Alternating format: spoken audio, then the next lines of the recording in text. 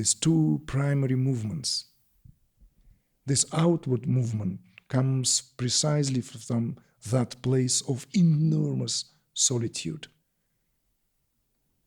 So as to find that expression, so that eagerness, I am one, let me be many.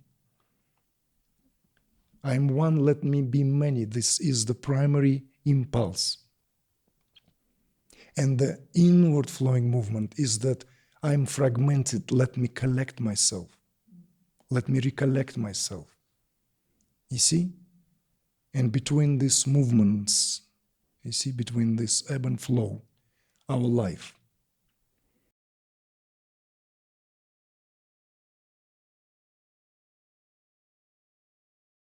Throughout my life, I've experienced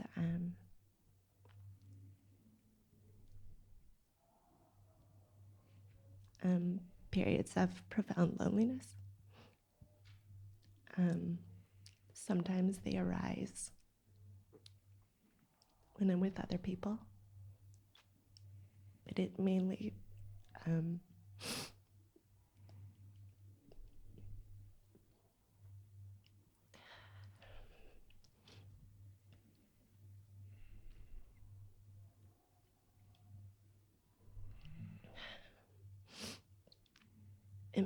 in the past has presented itself as an inability to be by myself.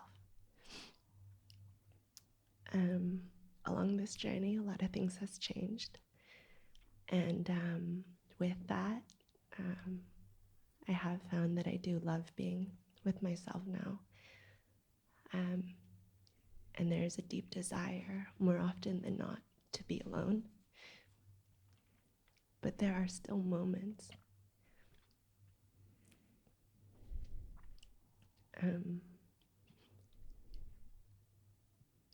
where I feel consumed by a profound sense of loneliness. Mm-hmm. And so my question is,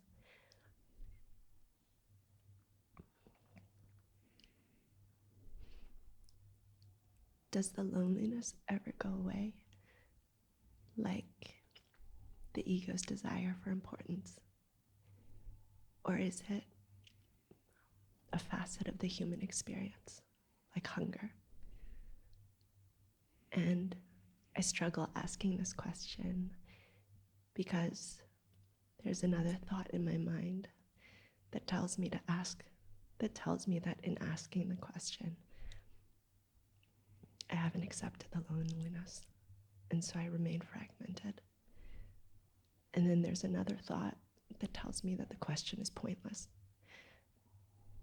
because it's the mind asking you for certainty and to fix something when nothing can be fixed. Mm. Thank you. Mm.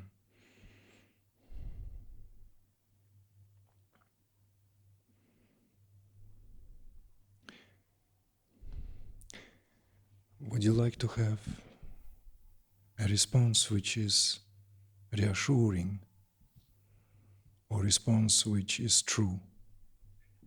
True, please. Are you sure? Yes. Because if reassuring, then we can certainly speak to that. But if truth be told, and if we are to truly examine what loneliness is, so as to have clarity, and this would also necessitate to draw a distinction between loneliness and aloneness. So language, of course, speaks us. We are here, live in that what is the domain of the goddess who carries the garlands of the sounds as her decorations. So this tantric perspective that it's much more sophisticated than Wittgenstein ever thought, a philosopher who gave some extraordinary propositions and insights sometimes in first part of the 20th century. Have you heard that? Wittgenstein? It doesn't matter. He brought to question and called for the examination of the possibility of knowing anything, because language conceals everything through concepts and precepts.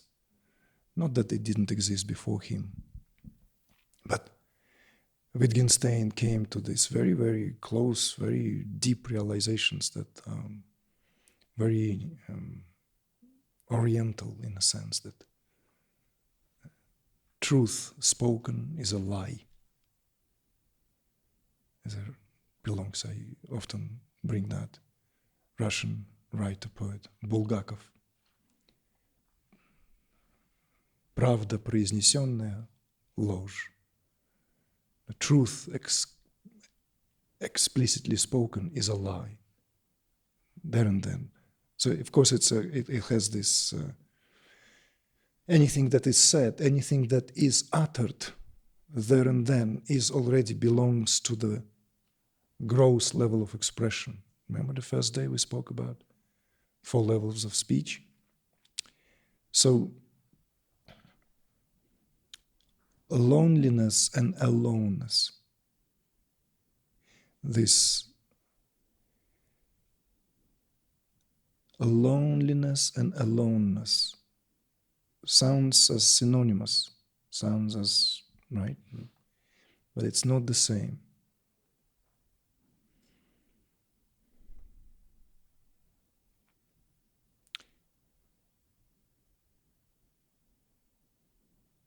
Perhaps we can just leave this to the crescendo. Let's not just whack it at get going. Let's just give it a little bit more of a build-up.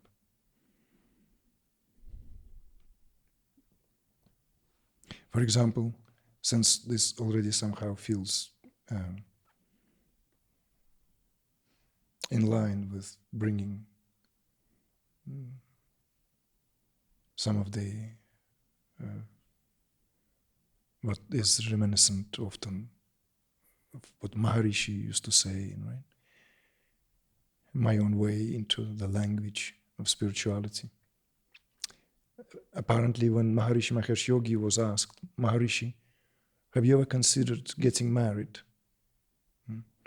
And he purportedly replied, who would be able to share such aloneness? Who would be able to share such aloneness? Something along these lines. Maybe someone can correct me. Solitude, maybe, yeah. Who would be able to share such solitude? It was a casual response. I'm sure he might have giggled and people giggled around.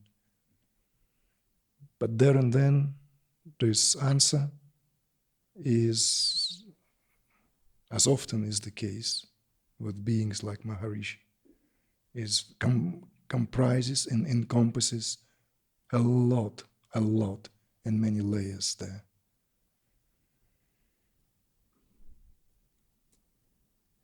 These movements, these 2 primary movements, right? The movement, that outward flowing movement, and the inward flowing movement is all there is. This is why we felt the introduction to this work in the way it would fit for a time being is seeing through the heart remains to be prerequisite for our immersions now, where this is spoken in semi-poetic way so as not to turn it into a drill.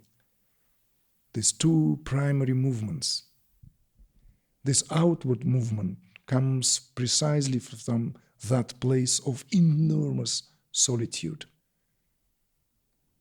So as to find that expression, so that eagerness, I am one, let me be many. I am one, let me be many. This is the primary impulse. And the inward flowing movement is that I am fragmented, let me collect myself. Let me recollect myself. You see? And between these movements, you see, between this ebb and flow, our life. So in a way, we are already a wrong expression. If we are to use this truly, then the plural has to be abandoned. The term plural. See, this is why I've asked, do you want reassuring response, or you want to speak to the matter of things, how these are? So it's that I amness here, is that utmost solitude. We are, again, an oxymoron. I am always alone. That's what the response of the Rishi was. Who can share such solitude? So that echo of that aloneness colors absolutely all our relationships. Some make this into a poetry, others into philosophy, others into painting, others gobble it down so as to give it back to deepest silence. There is no such thing, ultimately speaking. And yet it is, and hence the paradox. So that echo of that solitude is there, reverberates through every cellular structure, through the entire creation, to which there is this call to return. And at some point in our life, incarnation, phase in life, or what have you, it feels more prominent than at other times, for some, because that's what it is. And at these moments, we have to respect, acknowledge that fully, because the culture that we live in right now may try to convince us otherwise. We might be even coaxed into a therapy. We might, because this, you don't let children to space out. When children find themselves in spontaneous samadhis, you snap them out. God forbid that they become daydreamers, nightmare of parents. They have to be get-going hustlers. As long as the child is busy doing something, destroying this or that, or absorbed, obsessed, this, pestering you, this, that's all okay, that's all normal. God forbid child is just remains silent. That scares us. Darling, you okay? A fever? Here, would you like something?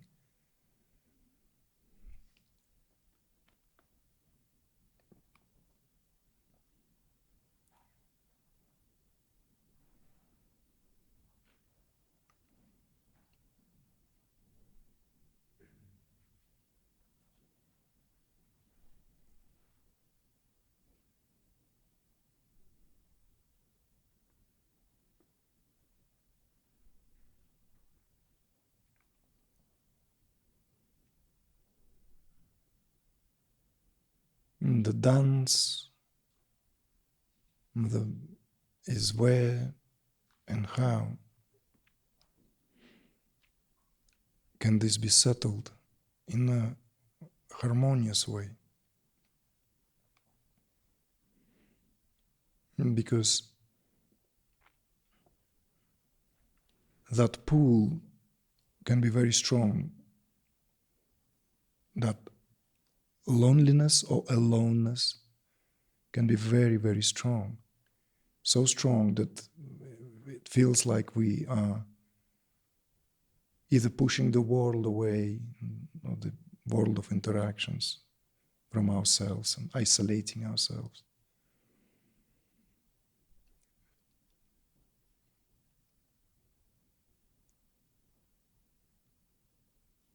And it requires sincerity as well. Are we afraid of interaction? Are we afraid of intimacy? Because somehow interaction assaults that sense of what otherwise safely experienced here as that aloneness. So you see that the acknowledgement of that, all of us long for aloneness, all without exception. That's the truth. Why? Because ultimately speaking, I am all there is. I am that I am. Sometimes when the dynamics play themselves, and at other times it's settled and everything is perceived in terms of one's own self only, to such degree that this whole theater just ceases.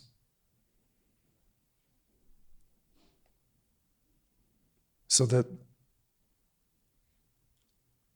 there is no distinction between myself and other. Everything perceived in terms of one's own self. This is a state of ultimate aloneness. This is why I said plural is a misnomer. We never are. I am. And that's the paradox. We is a Maya. I am is truth. But this cannot be turned into a psychological concept where we safely hide from exposure to the wind and the field and the sky and the hustle bustle of the marketplace.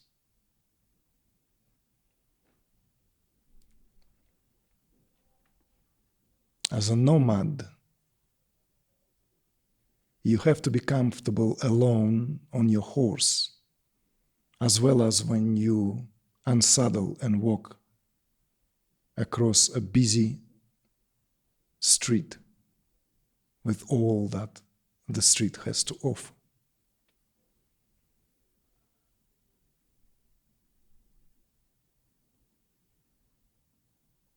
So if you can distinguish here clearly, often we find ourselves, when we are in the company, we crave nothing more than being alone. When we are alone, we want to share that somehow. You see? This is where that primordial movement is reflected. That movement of self-expression, that outward flowing movement, complemented by the inward drawing movement of self-actualization. It has nothing to do with expression. It's no longer about expressing oneself.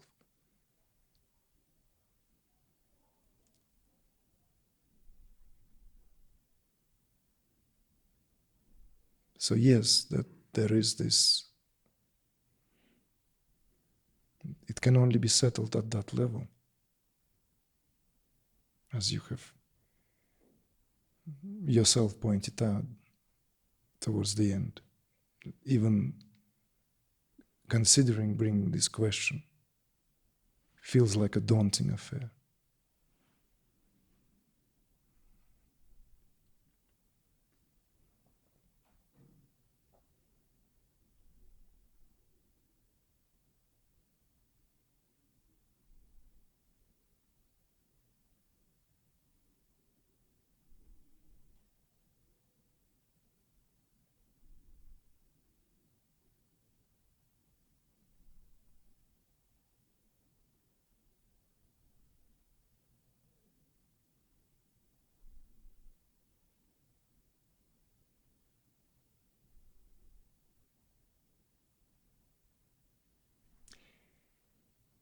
The other side of that is why we fear intimacy is because it's just the very opposite end of that same dynamic. Because if the intimacy is intense and if the intimacy is complete, then that also brings to that very same aloneness. The two obliterate each other. And that's what is eerie about intimacy. Again, we don't want to lose ourselves in the other. Right? So,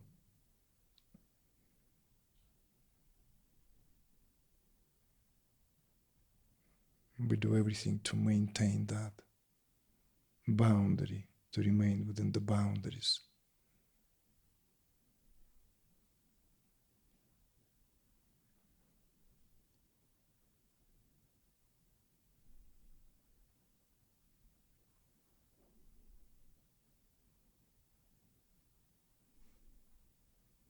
But we have to still find a way to walk this gracefully, somehow, right?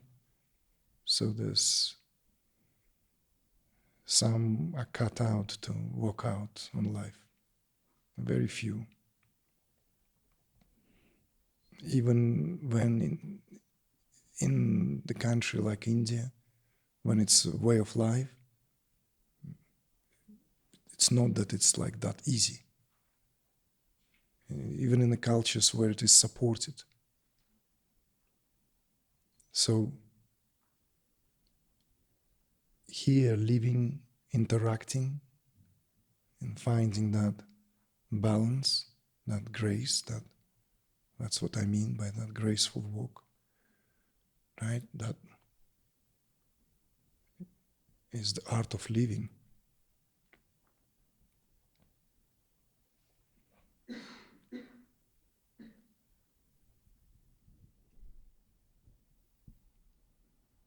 I think sometimes I hold my breath too long or try to exhale too long and I stumble. Yeah. But I think you're right. It's still learning how to dance and doing it gracefully. Thank you. Thank you.